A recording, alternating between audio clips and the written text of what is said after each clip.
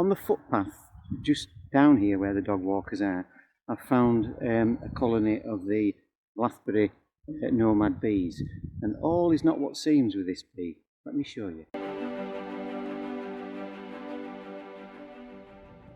So before I talk about my observations with the Lathbury bee, I'd like to introduce the ashy bee, Andrena cineraria, as this bee plays an important role in the Lathbury bee's life cycle. You'll see here one of the bees coming out of its nest, which had been created by the female by excavating burrows underground. In fact, if you look closely, you can see another bee coming out of the nest. But you'll also notice as well the habitat here. This nice sunny aspects with the sandy soil that these bees like. Now also sharing this habitat is the main player in this story, the cuckoo bee, the Lathbury nomad bee. And the reason it shares the same habitat is that it is a cuckoo bee. And you've guessed it, its host is the ashy mining bee.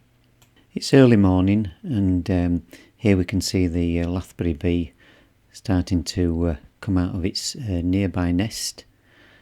The female then will have one aim in mind, and that's to start to look for an ashy bee's nest nearby. And then she'll wait then by the entrance of the ashy bee's nest for it to leave. Now the ashy bee prepares to leave its nest, totally oblivious as to what's going to happen next. And in creeps the female Lathbury bee. Once inside, she will detect an incomplete host cell, which is still open and being provided with food.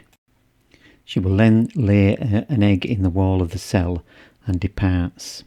Now the larva of the Lathbury bee has very large mandibles, which are used to kill the host's egg or young larva. The larva then steals the host allocation of pollen or nectar in the host cell and finally emerges as an adult. So when her work has been completed, she will probably feed up then for the rest of the day and then return to her own nest, ready for the next day.